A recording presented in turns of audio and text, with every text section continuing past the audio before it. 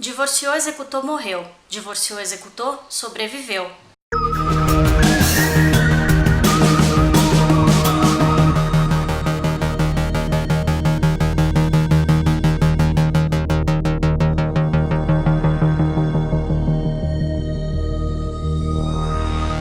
Catherine Parr é conhecida por muitos apenas como uma mulher que sobreviveu a Henrique VIII e que foi mais uma enfermeira do que uma esposa para o rei. Mas a sua história, não necessariamente a sua história de vida, é muito louca. Fica até o fim do vídeo que você vai entender. Nascida em 1512 e morta em 5 de setembro de 1548, Catherine Parr foi a sexta e última esposa de Henrique VIII e ele, o seu terceiro marido. Ela já foi retratada em filmes como A Rainha Virgem e A Queensway, ambos de 1953, nos livros As Vidas das Rainhas da Inglaterra e Catherine Parr, O Último Amor de Henrique VIII, e em muitas outras produções. Ela era filha de Sir Thomas Parr, descendente do rei Eduardo III, e de Maud Green, uma mulher que chegou a servir Catarina de Aragão na corte como dama de companhia e que gostava tanto da rainha que resolveu homenageá-la, batizando a filha com o mesmo nome. O pai de Catherine morreu quando ela tinha apenas 5 anos, mas a sua mãe lhe garantiu uma educação primorosa.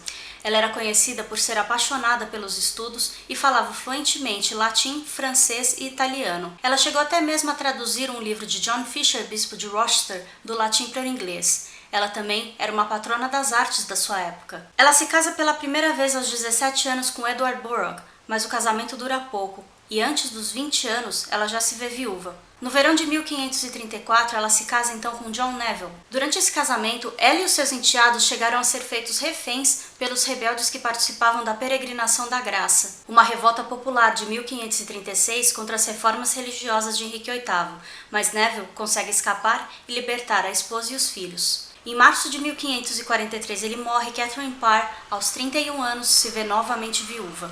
Thomas Seymour, irmão de Jane Seymour, terceira esposa de Henrique VIII, que morreu em 1537, de quem eu falo nesse vídeo que está aqui no card, acabou se apaixonando por Catherine Parr, e ela gostava dele também. Só que o rei também se interessou por ela. Depois da experiência lamentável com Catherine Howard, o relacionamento seguro que Catherine Parr poderia lhe proporcionar era o que ele precisava.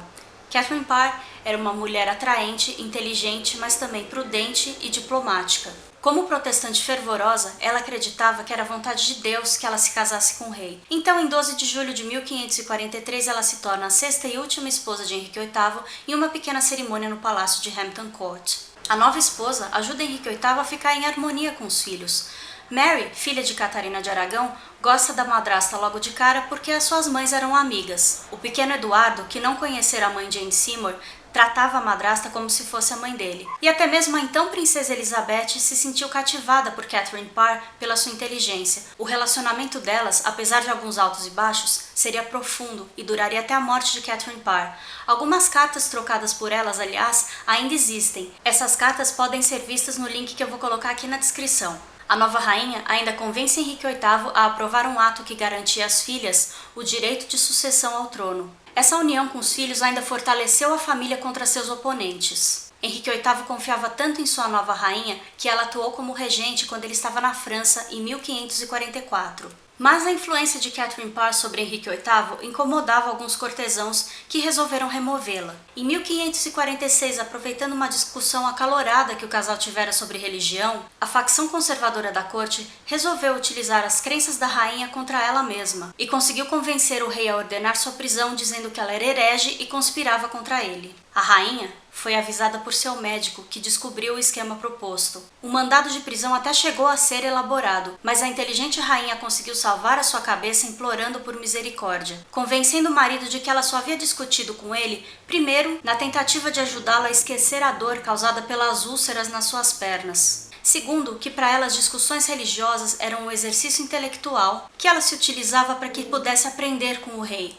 Henrique VIII, então, a perdoou. Uma outra versão da história diz que o mandado de prisão que o rei emitiu foi somente um teatro para enganar esses cortesãos. Em janeiro de 1547, o rei Henrique VIII morre, e alguns meses depois, Catherine Parr causou um escândalo ao se casar secretamente com Thomas Seymour, sendo que Henrique VIII não perdia tempo.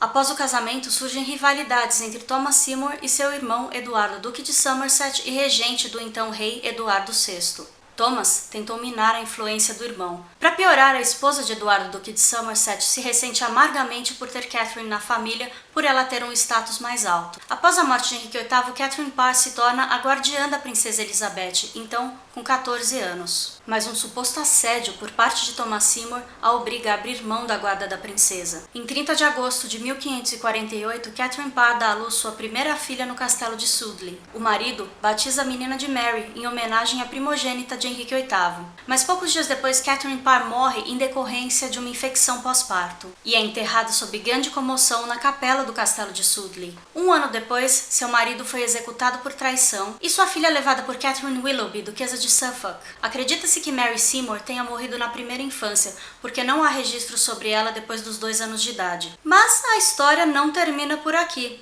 Esse é o tour pelo corpo de Catherine Parr.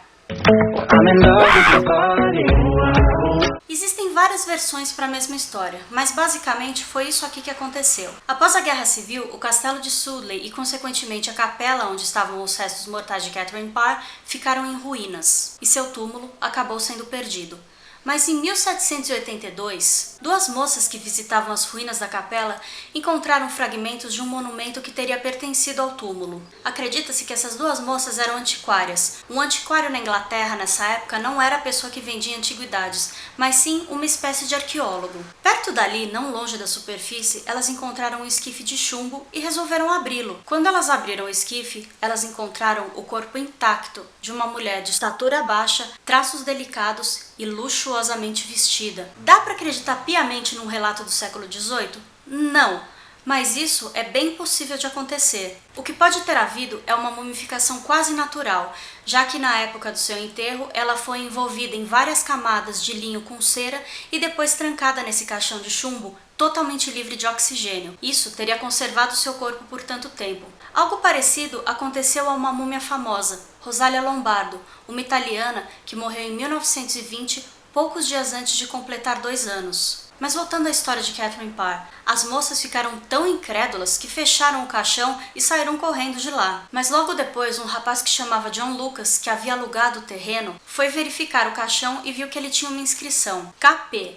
Aqui descansa a Rainha Catherine, esposa de Henrique VIII e esposa de Thomas Seymour, Lord Sudeley, grande almirante da Inglaterra e tio do rei Eduardo VI. Ou seja, Catherine Parr estava conservada depois de mais de 230 anos. 2 anos depois, o corpo foi novamente tirado do caixão, jogado em uma pilha de lixo e exposto ao público. Infelizmente, após o corpo ter sido manuseado com tanta irresponsabilidade e desrespeito, ele acabou se decompondo. Depois desse episódio lamentável, ele foi novamente enterrado, mas em 1792 desenterrado por um bando de bêbados. Eles lhe arrancaram dedos, dentes e cabelos para poder vender como souvenir. E depois ainda a enterraram de cabeça para baixo. Em 1817 o corpo foi novamente desenterrado para ser estudado. A sorte é que amostras de cabelo e tecido foram encontrados e ainda estão disponíveis para análise. Após esse novo estudo, os restos foram enterrados na capela de Santa Maria, no castelo de Sudeley, agora restaurado. E essas foram as 6 esposas de Henrique VIII. Eu devo admitir que ele tinha muito gosto para escolher as suas esposas, que foram mulheres inteligentes, corajosas e fascinantes. Se você gostou desse vídeo e dessa série, dá um joinha. Se não gostou, eu vou aí e vou arrancar dente, cabelo e dedo. Se prepara!